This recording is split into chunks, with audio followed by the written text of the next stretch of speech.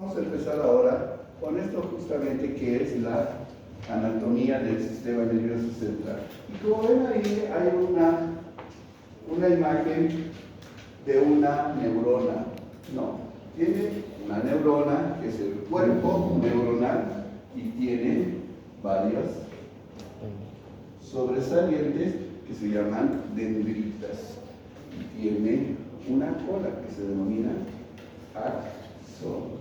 Este axón está rodeado de una capa de tejido graso que se llama mielina. Esta es básicamente la unidad funcional del sistema nervioso central. ¿Cómo estará dividido el sistema nervioso? Pues en un sistema nervioso central y un sistema nervioso periférico. El sistema nervioso central lo conforman el cerebelo, el tronco encefálico y la médula espinal.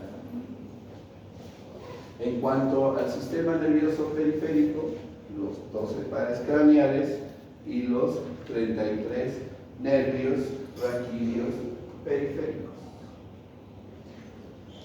En cuanto a generalidades, en cuanto al cerebro, es la parte del sistema nervioso central que va a estar constituido por 100.000 millones de neuronas que van a ocupar toda la cavidad craneal, ¿no? Tiene una forma ovoidea con extremos anterior y posterior,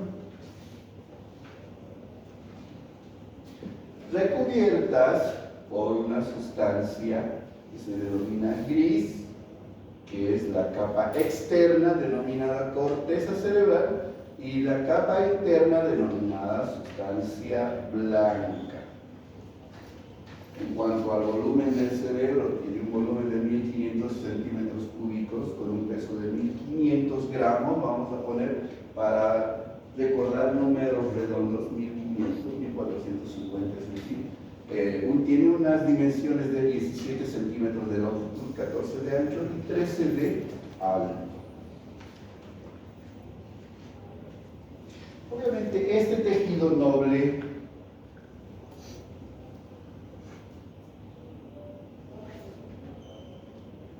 que es el sistema nervioso central, pues va a estar rodeado y una característica es que está cubierto de tejido óseo.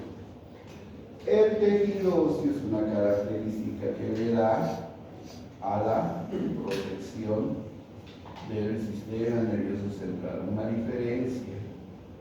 Si es una pregunta de examen, facilito la diferencia entre el sistema nervioso central y periférico, es que el central está cubierto de hueso.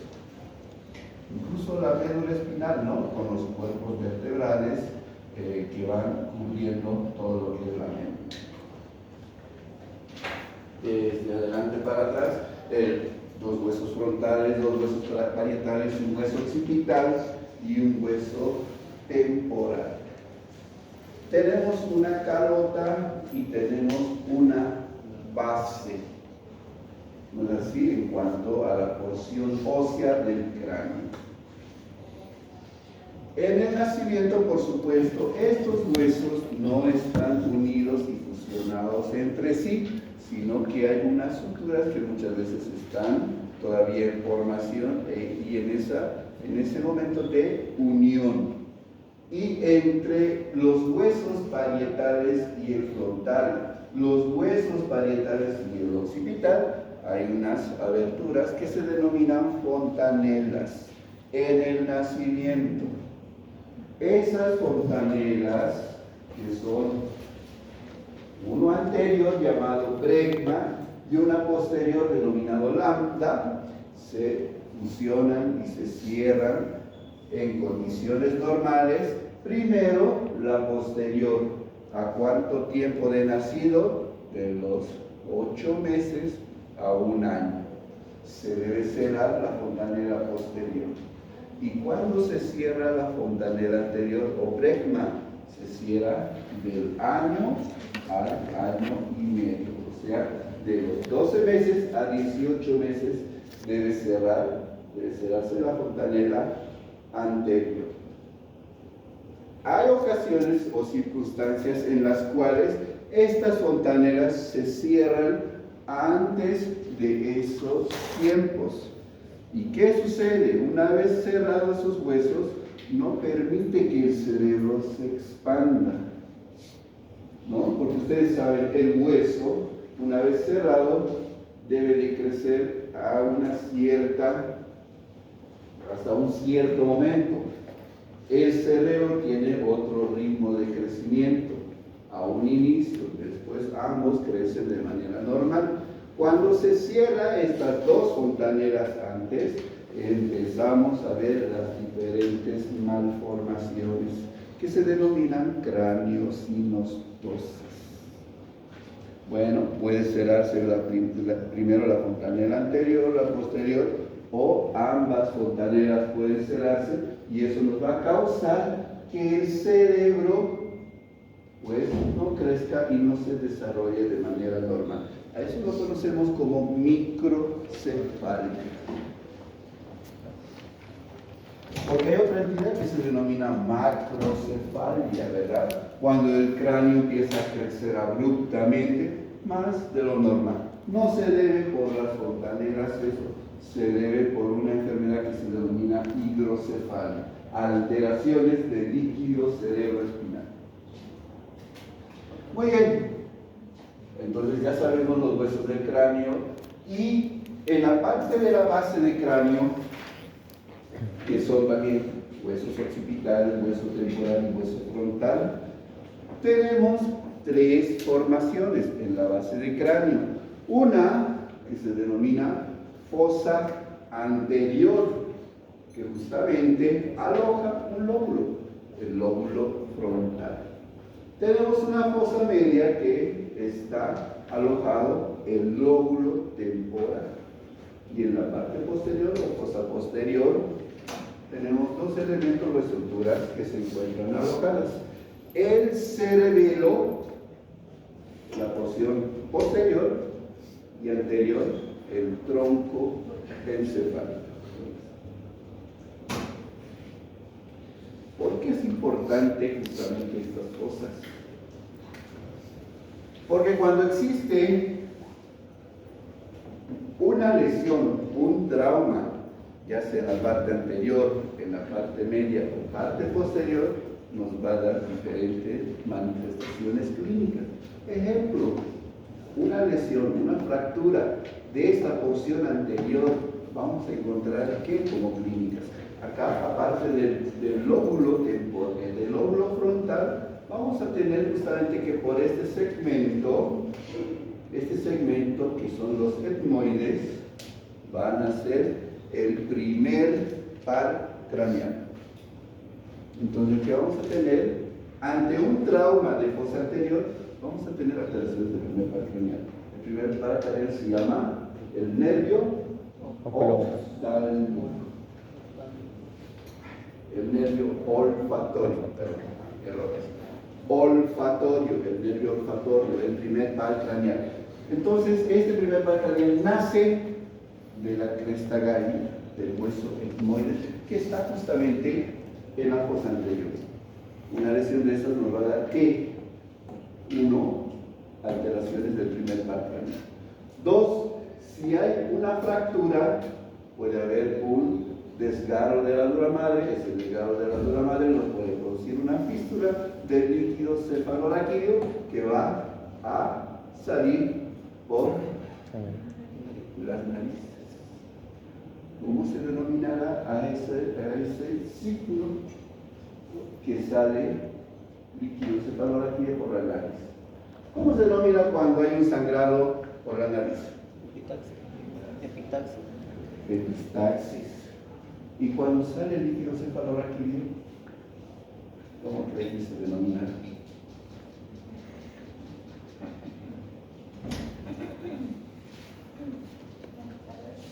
Bueno, ¿cómo se llama? ¿O qué definición le dan cuando uno le dice estoy con rinorrea?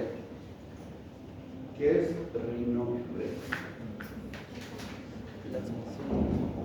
¿En qué año ya va? ¿Tercero o cuarto? ¿Cuarto año? Ah, bueno, ya avanzaron entonces esto. Rinorrea. ¿Qué será rinorrea? ¿Qué será rinorragia?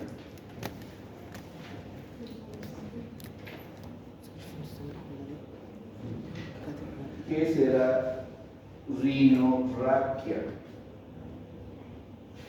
¿No van a avanzar en semiología estas definiciones? ¿Ah? Epistaxis me han dicho que es. Y rinorragia. La salida del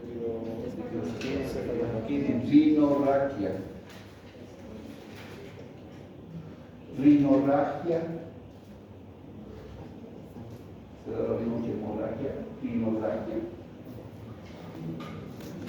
¿Y rinorrea? ¿Qué? ¿Quién se ha resfriado últimamente de ustedes? ¿Quién se resfrió? ¿Qué síntomas tiene cuando se resfría? Segregación nasal. Eso, ahí está ya dicho, rinorrea. Eso es rinorrea. ¿Pueden describir qué es rinorrea? Secreción nasal.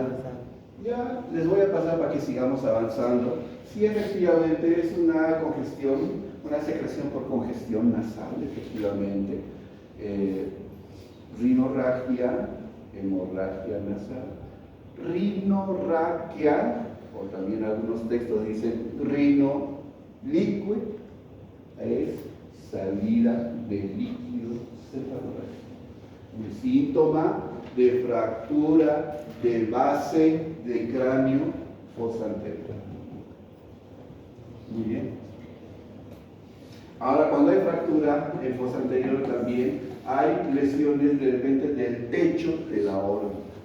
En estos casos hay un signo que se denomina ojos de mapache porque justamente hay una equimosis periorbital, ya sea de uno o de ambos ojos, ¿no? De acuerdo al tipo de trauma que presenta el paciente. Entonces son signos de base de cráneo de fosa anterior. En fosa media, lóbulo temporal. Aparte del lóbulo temporal tenemos dos pares craneales que están cerca al hueso temporal, séptimo y octavo par craneal. Y si hablamos de una lesión de fosa media, vamos a hablar de alteraciones del lóbulo temporal y vamos a hablar de lesiones de estos dos pares craneales. Una lesión como por ejemplo parálisis del séptimo par craneal, ¿cómo se manifiesta clínicamente? Para empezar, entonces tenemos que saber cómo se llama el séptimo par. Muy bien, el nervio facial. Es ese nervio que nos ayuda a las gesticulaciones o los movimientos faciales.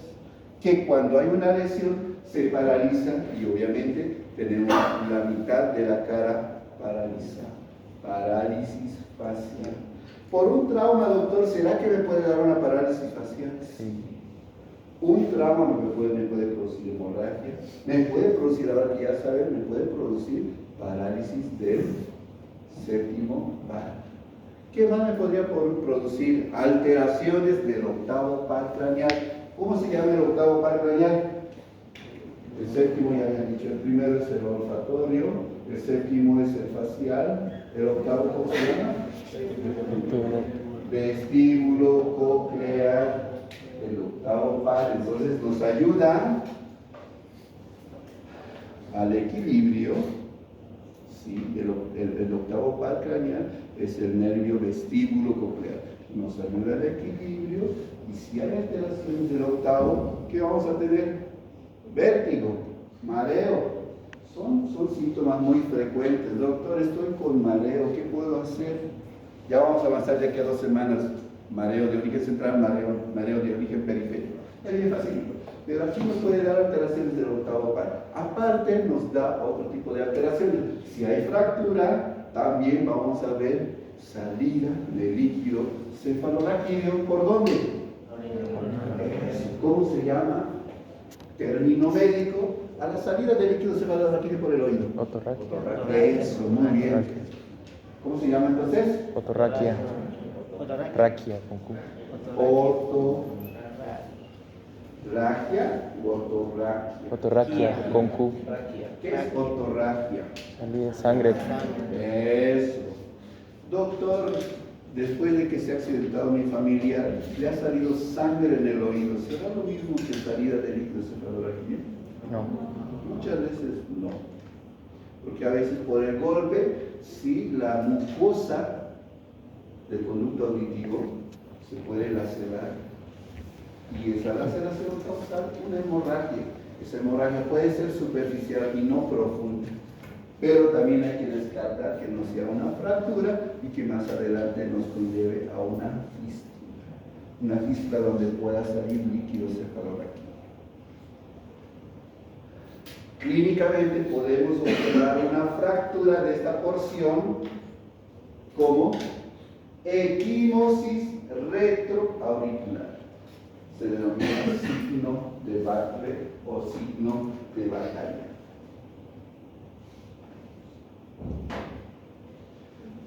Fosa posterior.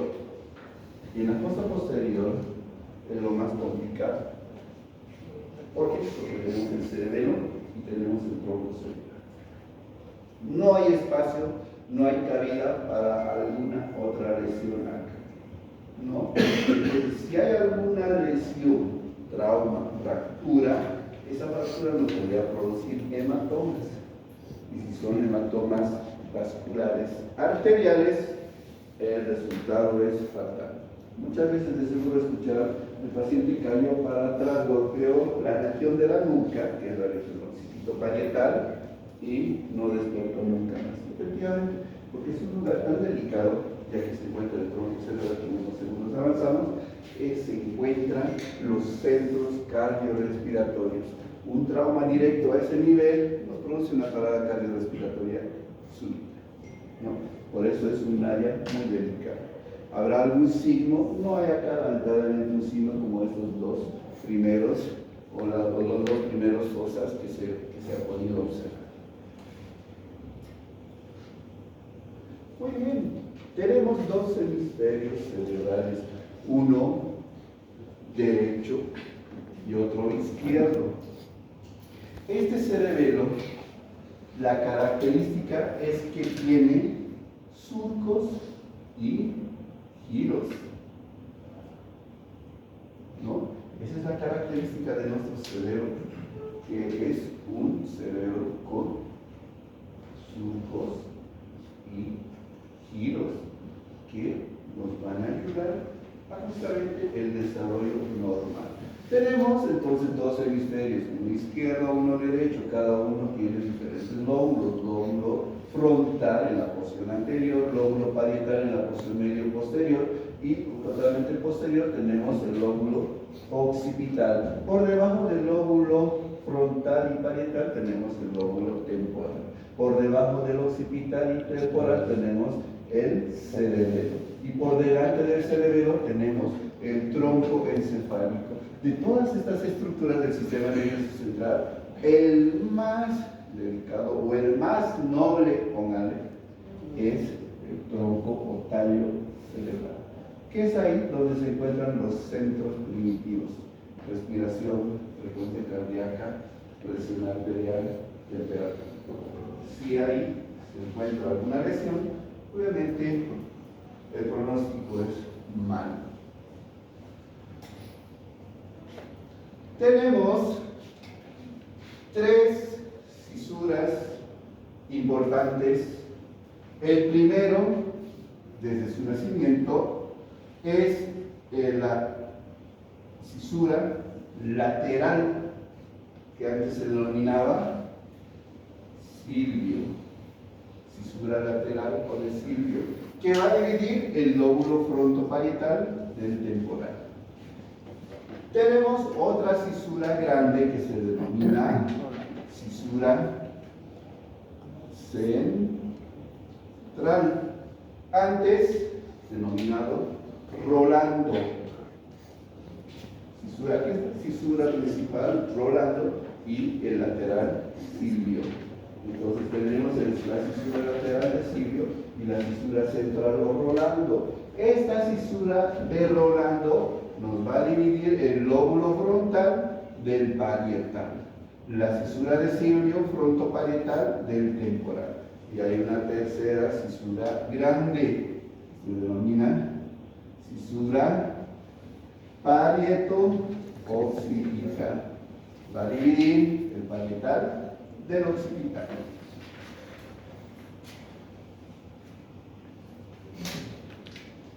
Esta cisura central o de Rolando tiene gran característica, ya que por delante de esta cisura de Rolando vamos a encontrar otro surco que se llama el surco precentral.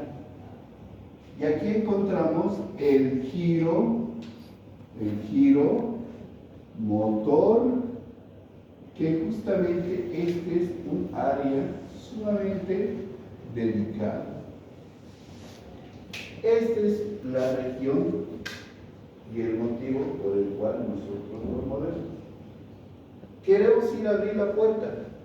Hacemos movimientos de las manos, de los pies, gracias al giro precentral. Ese es el área motor. Quiero mover y quiero escribir, giro precentral. Esta área es sumamente delicada y es netamente motor voluntario. Gracias a esta área frontal, nosotros tenemos movimientos voluntarios.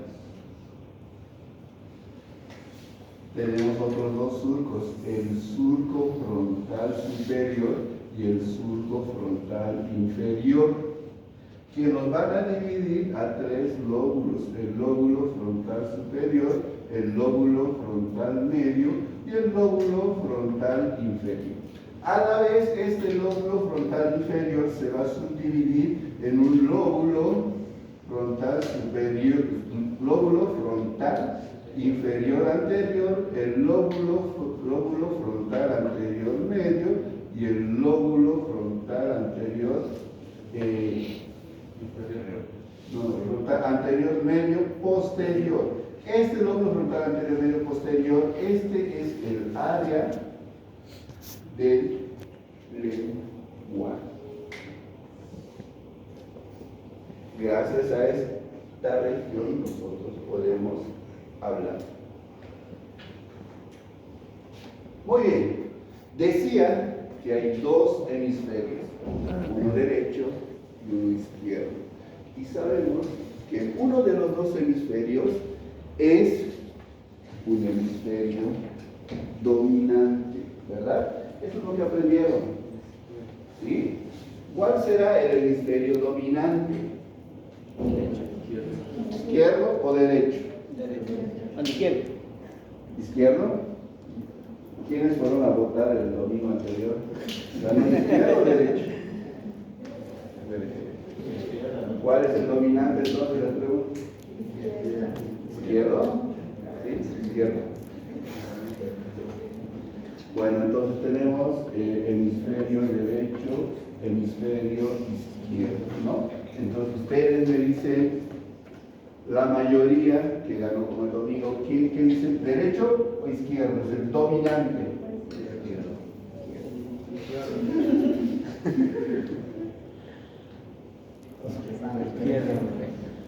Lamentablemente o afortunadamente es el hemisferio dominante. Ahora, ¿por qué será dominante? Hasta ahí lo saben. ¿Saben por qué se dice dominante o dominancia?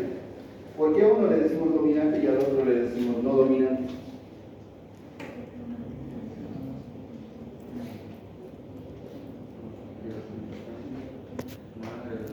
¿Por qué? Porque utilizamos el hemisferio izquierdo. Utilizamos Más el hemisferio izquierdo. levanten la mano aquellas personas que escriben con la mano izquierda. 1, 2 nomás. ¿Sí? Bueno. Son 3. 3, 4. No es algo anormal, ¿no? Messi, ¿con qué pie juega? Zurdo. Izquierdo.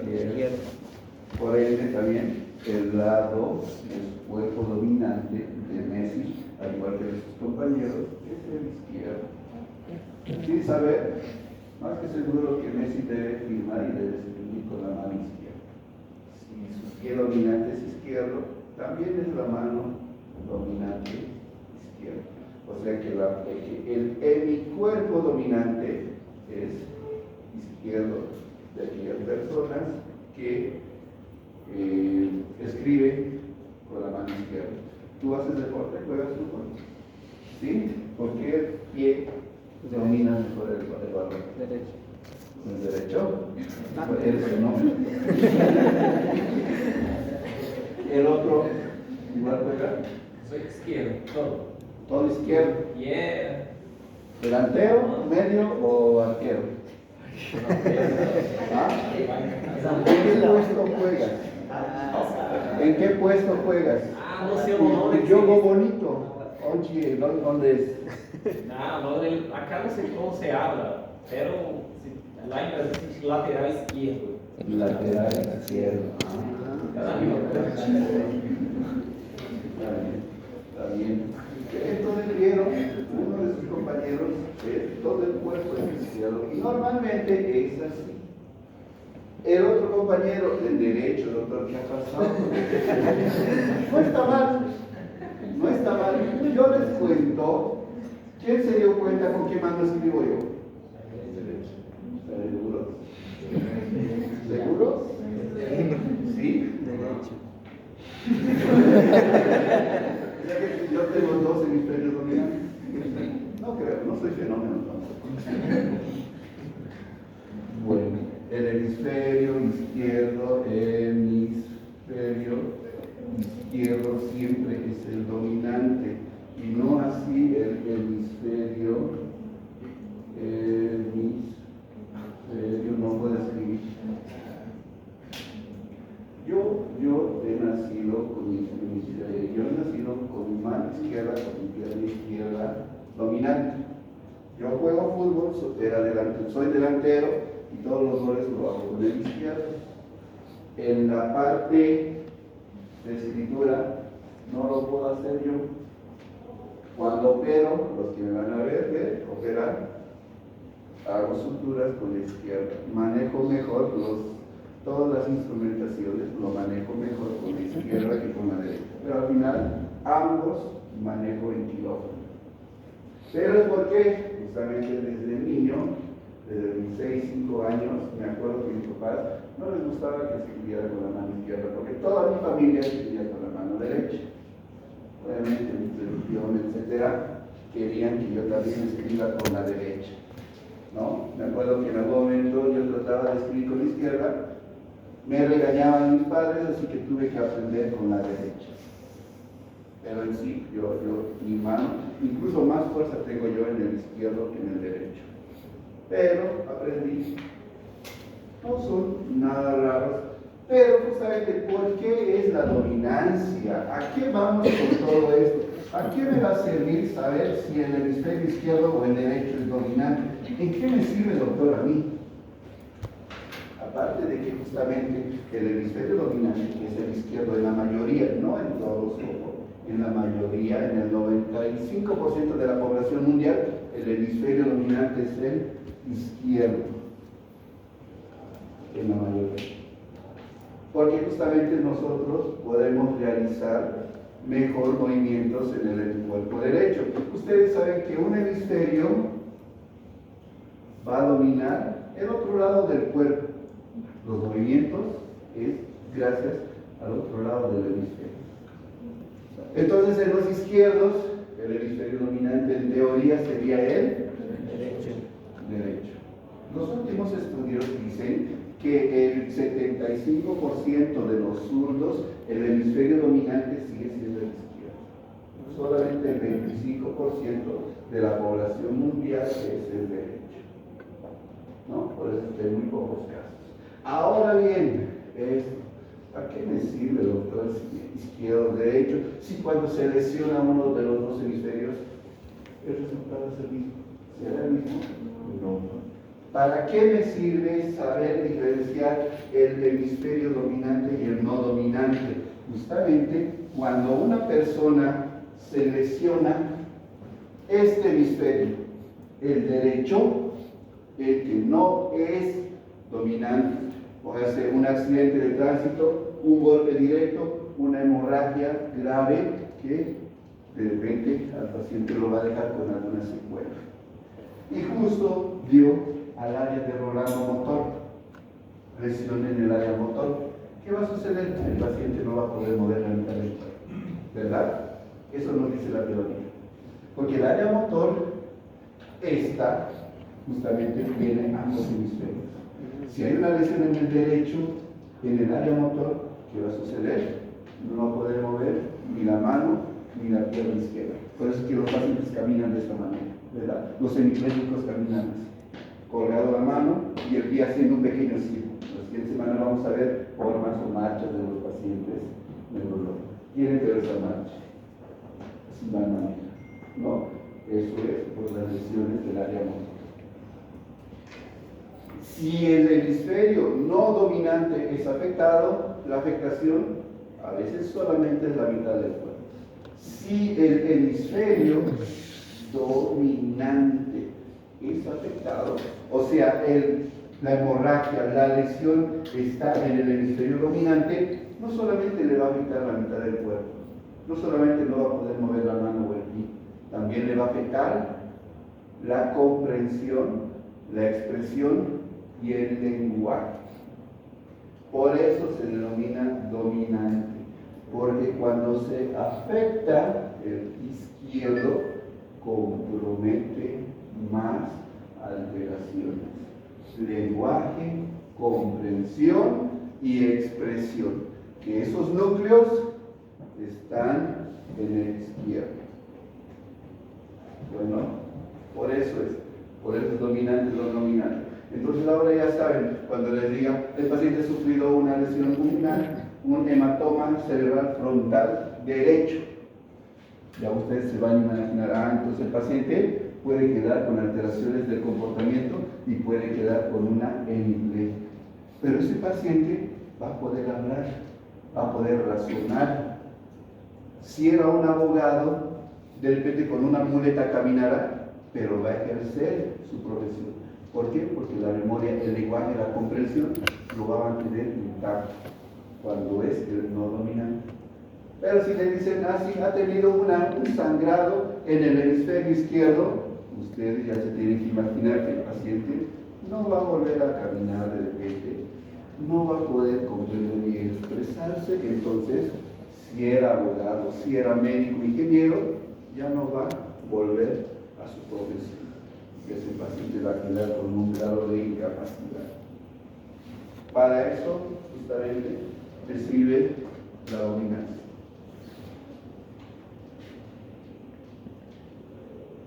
Ambos hemisferios, dos hemisferios cerebrales, no están sueltos, están unidos por una gran comisura que se denomina cuerpo calloso. Esta gran comisura, gracias a ello, la información no solamente desciende, sino la información va de un hemisferio a otro.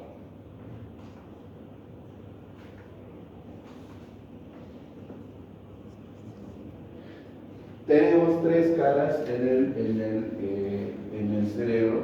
Esta es la cara lateral, tenemos una cara medial y tenemos una cara inferior. El inferior está relacionado con la base del cráneo. La cara medial es la cara que está en medio de los dos hemisferios cerebrales.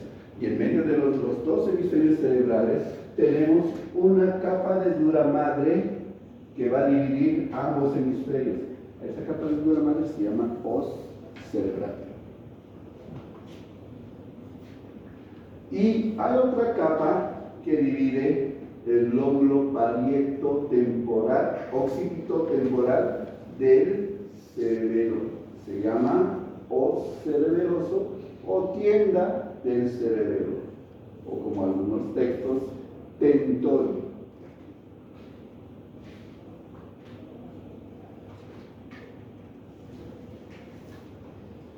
Entonces aquí tenemos las tres capas. Capa lateral, donde está el hemisferio lóbulo frontal, parietal, occipital, temporal. La porción anterior del frontal se encarga, cada uno de sus lóbulos se encarga de algo específico. El frontal se encarga de qué? El frontal, la porción anterior, se encarga de nuestra personalidad, del comportamiento de las personas, que es porción anterior del frontal. Porque la porción posterior es netamente motor. Cuando hablamos del lóbulo frontal posterior, estamos hablando de los movimientos voluntarios, de esos movimientos que gracias a ello, con la integridad, nosotros los movilizamos. Extremidades superiores, extremidades inferiores y tronco. Parietal. ¿Qué se encarga parietal? Todo lo que es sensibilidad es parietal. Occipital. ¿Qué función cumple el lóbulo occipital? Visión. Es el área visual, todo lo que es occipital. Temporal, audición, lenguaje y sentimientos. Cerebelo, bipedestación y, además de tono muscular, marcha. Es y esto es lo que es el tallo cerebral. Los centros o los núcleos primitivos. Acá tenemos una cara central o inferior, donde tenemos el lóbulo frontal, el lóbulo temporal, el lóbulo occipital, y en la porción media tenemos el tallo encefálico o tronco cerebral. Entonces, entre estos dos hemisferios y el tronco cerebral, hay ciertas estructuras que van a entrelazar la información que empieza, ¿dónde? Acá, en el área motor. Y a esas estructuras se las denomina diencéfalo. Son estructuras que van a entrelazar los hemisferios cerebrales con el tallo o tronco cerebral. Y son diferentes estructuras del diencéfalo. Son estructuras mediales en ambos hemisferios. ¿Cuál es? El epitálamo, en la porción lateral, el tálamo, porción medial, el subtálamo, metatálamo y el hipotálamo, que son núcleos que se encuentran en la profundidad de la base, que luego van a unir al tallo o tronco cerebral.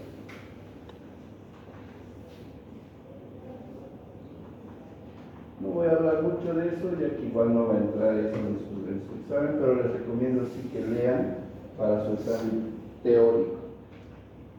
En cuanto al tronco cerebral, que es lo que me interesa, este tronco cerebral está formado por tres porciones.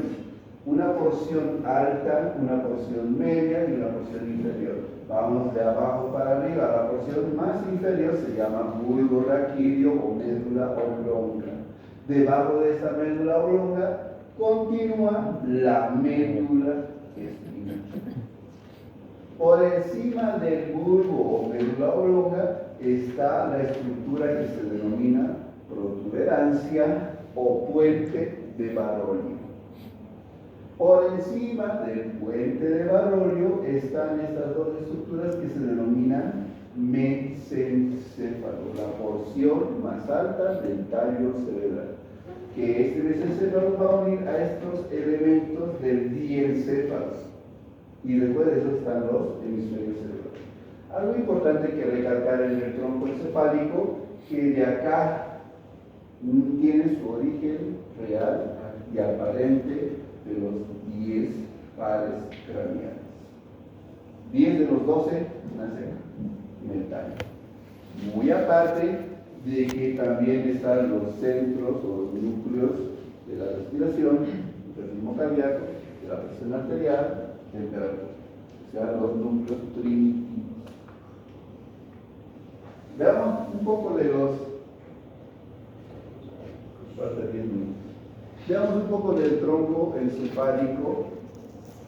Dice es una estructura impar mediana que se encuentra en la fosa posterior entre la médula espinal y el diencéfalo por encima. Descansa en un lugar óseo que se denomina clivus, que también se encuentra un canal para una arteria que se llama arteria basilar. Cruza el foramen magno y llega hasta el primer arco cervical denominado atlas y se continúa con la médula espinal. El mesencéfalo, que de las tres porciones del tronco es la porción más alta, que está en contacto con el diencéfalo, pues es una estructura media con una porción menos diferenciada del tallo y se ubica entre el diencéfalo y el puente. Dice, constituye un pequeño orificio que se denomina acueducto mesencefálico o decidio, que es una pequeña porción que va de lo que es el sistema ventricular, el sistema por donde circula el líquido cefalorraquídeo. Algo importante que remarcar acá es este pequeño núcleo del mesencéfalo. Se denomina sustancia negra o locus niger. Esta pequeña porción que se denomina sustancia negra nos sirve para producir un neurotransmisor que se denomina dopamina. Y cuando se altera, se atrofia esta porción de este núcleo, pues hay déficit de dopamina en el cuerpo. ¿Cómo se denomina esta enfermedad que tiene déficit de dopamina? ¿Sabe? ¿Estás seguro que sabe? Les voy a dar una pista. Parkinson. Exacto. Apenas moví mi mano, ya lo saben. Es gracias a esta porción. Este núcleo es el encargado. No hay, se atrofia por algún motivo ese núcleo o tiene un sangrado, una lesión, un tumor, una malformación. Hay ausencia de esta sustancia negra, no hay el neurotransmisor dopamina y el paciente tiene Parkinson. Vamos a ver que el paciente, un Parkinson, no solamente es temblor. El temblor es uno de los síntomas de 4 que hay que reconocer. 4 están facilitos: marcha, mímica facial, temblor y rigidez. Si tiene esos 4, es paciente con Parkinson. Vamos a ver de aquí a 2 o 3 semanas iguales. Puente de Baronio es la porción cuboidea situada encima del bulbo y debajo del mesencéfalo. Es un órgano de conducción y ayuda a ¿qué? A controlar el movimiento y también interviene en el sueño y el despertar. Cuando hay una lesión en este puente o tronco, ¿qué es esto? Este es el tronco, este es el mesencéfalo y este es el bulbo, las 3 porciones. Cuando la lesión está en este tronco, el paciente no puede despertar, se queda en coma definitivo. ¿Por qué? Por una lesión a ese nivel. El bulbo raquídeo se encuentra entre la protuberancia o puente y la médula espinal. Es una porción cónica inferior del tronco. La característica tiene una fisura mediana anterior, ¿sí está? Y a los lados tiene las pirámides vulvares. Les decía a un inicio, un hemisferio domina el otro lado del cuerpo. O sea que las fibras en todo su trayecto van descendiendo y en algún lugar se entrecruzan, ¿verdad? Para que la información sea cruzada. Es acá. Se denomina decruzación de las pirámides. ¿Dónde? En el bulbo raquídeo. Si en el examen les dice la decruzación de las pirámides o la decruzación de la información, el entrecruzamiento de esa información, ¿a qué nivel del sistema nervioso central se encuentra? Bulbo raquídeo. Hola. Hola. Como verán,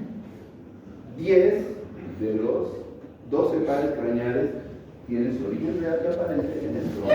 Tercer par, cuarto par, quinto par, sexto, séptimo, octavo, noveno, décimo primero y décimo segundo.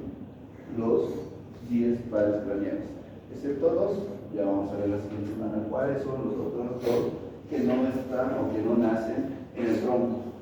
Cerebelo es una porción del cerebro, algunos lo denominan pequeño cerebro, y justamente tiene una porción y un tejido muy diferente al cerebro. Tiene dos tipos de organizaciones, una organización longitudinal con dos grandes hemisferios cerebelares de una porción media que se denomina pelvis cerebelosa. Una organización transversal que divide en tres porciones: lóbulo anterior, lóbulo medio, lóbulo nodular. El cerebelo obviamente está unido con el tronco cerebral gracias a estos puentes que se denominan pedúnculos. Tenemos tres tipos de pedúnculos: superior, medio e inferior, cada uno con las tres porciones del tallo o tronco cerebral. En cuanto a la irrigación, esto me interesa mucho, la irrigación del cerebro, ya que nosotros contamos con dos circuitos de sanguíneo. Uno, la arteria carótida, ¿verdad? ¿Se acuerdan de esa arteria? La arteria carótida común, que se va a dividir en arteria carótida externa y carótida interna. La arteria carótida interna, esa división es a nivel de la vértebra cervical C4, sigue ascendiendo la arteria carótida interna. Gracias al foramen carotidio ingresa al cráneo, sigue ascendiendo y se divide en dos ramos terminales que se denomina arteria cerebral media y arteria cerebral anterior, de un lado y de otro. Es así, esta será la arteria cerebral anterior.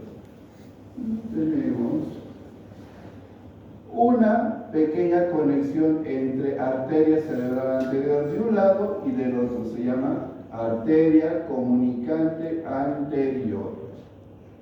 Este es el circuito anterior, circuito arterial anterior, porque tenemos un circuito arterial posterior. Ojo, estos son preguntas de examen, por eso lo estoy haciendo acá. El circuito cerebral posterior está formado por las dos arterias vertebrales. Esas dos arterias vertebrales se unen a un solo tronco que se denomina arteria basilar. Sigue subiendo y se bifurca en la arteria cerebral posterior.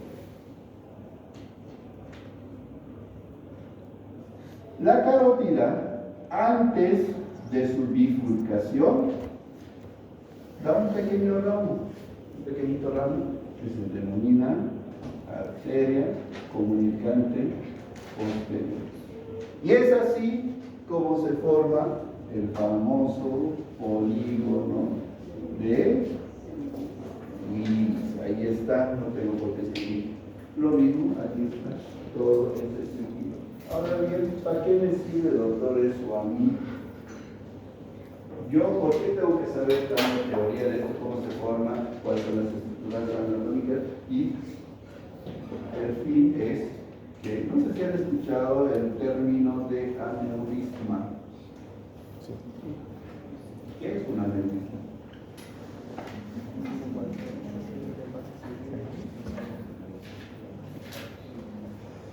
¿Alguien sabe qué es un aneurisma?